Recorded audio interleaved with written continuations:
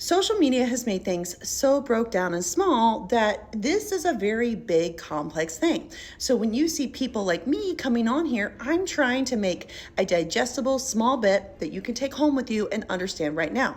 So today's concept will be tendonitis. With the itis, the inflammation piece is only really a small piece. The tendon issue is for poor remodeling and failure for that tendon to have the strength to take all that load because you weren't loading it very well prior. So tendons, like bones, need to be used to be stressed to remodel.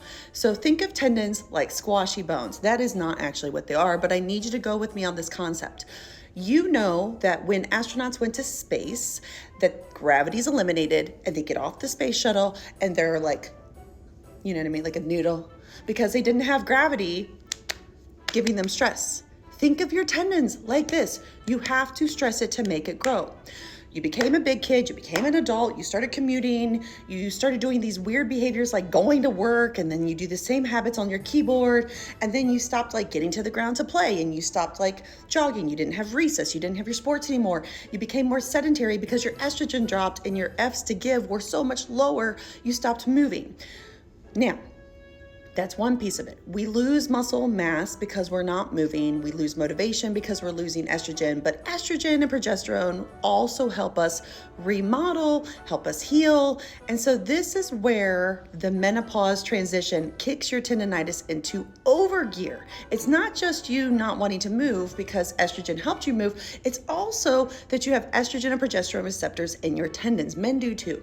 But how those receptors express themselves is different between men and women, between women who are younger and women in the menopause transition. And so the remodeling of the tissue, the remodeling of the tendon is a big deal. It's a problem. You know, with postmenopausal female, the remodeling of the bone is a problem, a big deal, leads to osteoporosis. I need you to take that thought and now apply it to your little tendon. Do you see what I'm saying? I have to have you stress your body to make it grow. This is why I talk about weightlifting, resistance training, stressing your body in a controlled manner. Now, let me tell you that the tendon is like the princess and the pea. You can't do too much and you can't do too little. If you don't do enough, you don't stress it. If you do too much, you chop it off. And this is where you need people to help you figure out what to do with that particular tendon. Generally speaking, as a blanket statement that all physical therapists can agree upon, is eccentric strengthening is the way to go.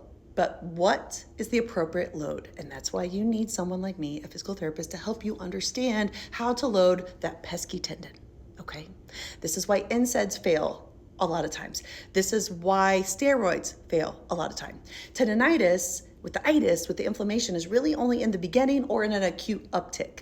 Generally speaking, it's going to take us months to train that little tendon to get it together.